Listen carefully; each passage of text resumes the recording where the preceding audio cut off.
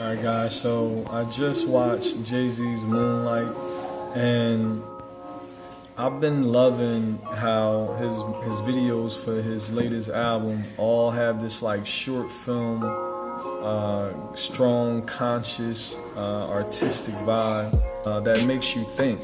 A lot of people probably watched that video and were scratching their head like, what was that about? But I've been working in TV and film for over 10 years, and I clearly feel it exposes the misrepresentation of black people in TV and film. We see it all the time, just like we seen on the show, where you see black actors and it's being promoted as a black TV show that's supposed to basically portray black experiences, black culture, black lives. But when you watch it, it's just like what Hannibal said in the video. When Carmichael asked Hannibal, what do you think? What did Hannibal say? He said, it's trash. That's how we feel. We watch these shows, and what the audience doesn't realize is, although you're being targeted as, okay, this show is for you as black people, and this show is going to be a portrayal of your basically life in your neighborhoods where you grow up. We'll watch the show and you'll realize the show was written by all white writers that are out of touch with our communities and our lingo and our culture. And so you watch the show and it's literally like you're watching black actors on a so-called black show portraying white people and white culture. Because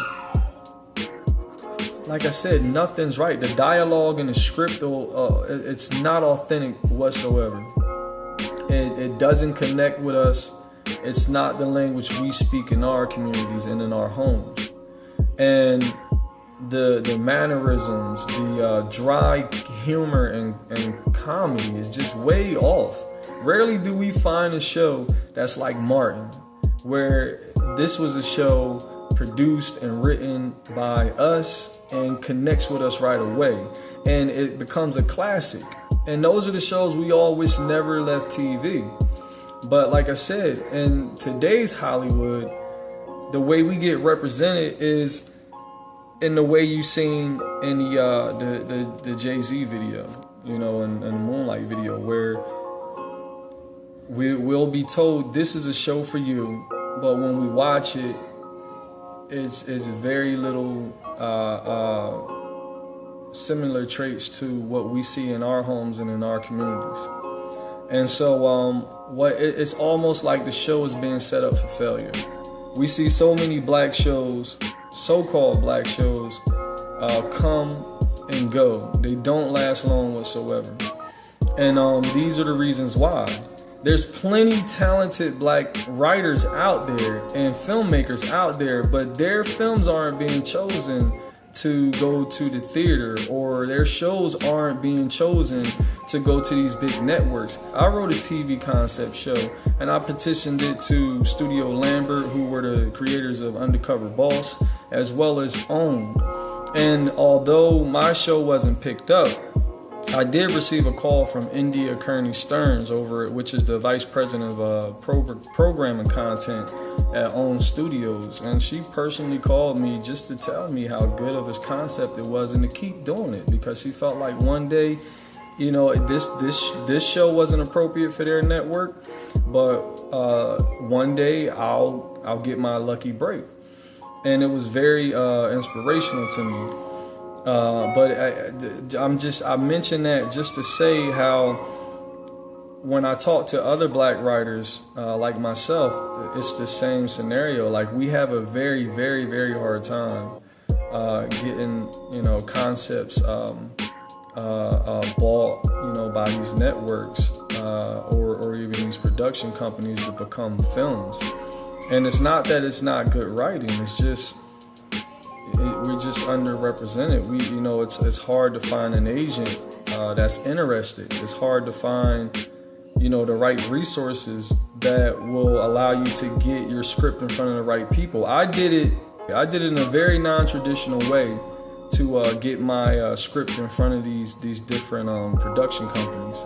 And luckily, I still did get it in front of, some people who were able to, for what they told me, in reference to Studio Lambert. I know it got in front of the right people at OWN because I told you, India Kearney Stearns called me. But with Studio Lambert, for all I know, that never even reached the right people within the company. But I was told it did. But the point is, it's not a lack of talent. That's the reason why we're not seeing ourselves represented in an authentic way. It's just simply, that's the culture of the industry.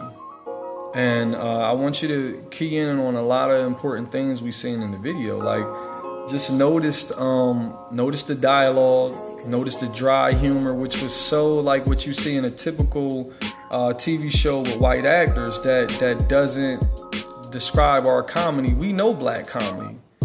Black comedy is not dry humor.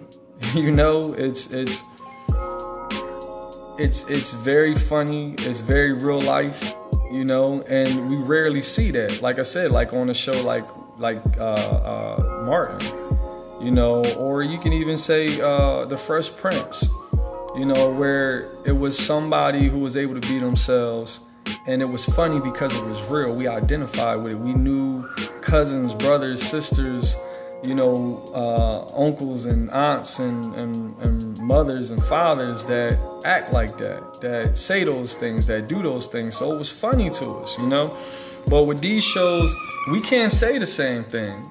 It just doesn't describe us, our homes, and our neighborhoods. So, but like I said, key in on, pay attention to certain things you've seen in the video. Pay attention to the scene when the guy was sitting in the chair and the other guy said he was going to sit in the chair too, because I guess he took his seat or something. And he sat right over top of him, right? And notice the joke that was told. Now, why do we see this in film? By the way, the joke that was told, like after he sat over top of him as if he was straddling him, it suggests something sexual, something homosexual. I'm so comfortable. Me too. In fact, I'm a little too comfortable. And that's something we see in a lot of films and TV shows with black male actors. There's always this homosexual agenda that's portrayed in some type of line in the script or some type of scene where it leads us into this whole, it's almost like conspiracy theory, but it's really not, where it's called the effemination of black males in media. We see it all the time, over and over again, but nobody mentions this. We've heard actors like Dave Chappelle mention this during the Oprah interview when he was exposing the crazy things he dealt with in Hollywood. We heard it mentioned by many different actors and referenced by many different actors, but nobody else really talks about it. It's like one of those taboo things that's supposed to be like unspoken and unheard of when we talk about Hollywood and what's going on in Hollywood, but it's so evident. It's so in your face. If you're anybody, if you're a person of color and you're watching film and TV and you see these black male roles always being placed in a position to be effeminized, to be ridiculed and mocked in some type of homosexual way, you know what I'm talking about. Everybody sees it. Almost every film we watch, it's there, and nobody addresses it. And I was glad that Jay-Z portrayed that in this video, because these are the things that he was bringing to light in the video. And I say film because it was a video, but it was really a short film. And I feel like he's trying to create that healthy dialogue for change. We need more of us to create production companies. We need more of us to invest in black films and black art forms, black TV shows, black music, black music labels. We need more people interested and vested in the Black experience so we can see authentic Black life portrayed in media. This is a big issue in Hollywood these days. In 2017, we're drastically misrepresented. In 2017, we have yet to see the true Black experience portrayed on television. And I'm proud that Jay-Z decided, with all his fame and notoriety, that he was willing to put everything on the line to bring these things to light in that music video. So I just wanted to make a quick video with my opinion about his music video and to point out these different things that were keys and what he was trying to convey in this video, and make it clear for the viewer who's scratching their head like, what was that about? As somebody who's worked in the TV and film industry for over 10 years, I can tell you that was clearly what this was about. Almost every Black TV show, so-called Black TV show and film that you've seen has been written by white writers. And it will blow your mind how, how far that goes, how many films that we've seen that have come from the product of being written by white writers, but yet portraying Black life. I mean, not all of them are a miss. Some of them hit the goal, hit the targeted audience in the right way, but it's very rare. It's very rare. Drumline was an example of one of those. But the point is, again, we have to become vested in ourselves.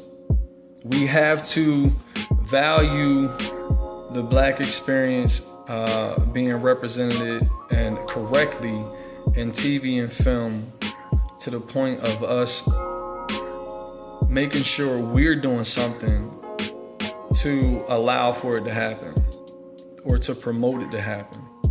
So again, this is my real opinion. Please like and share this video. Please leave your comments below about what you think, and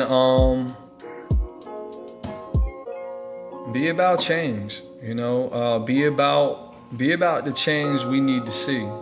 Be about the representation that you want to see as a person of color in the media.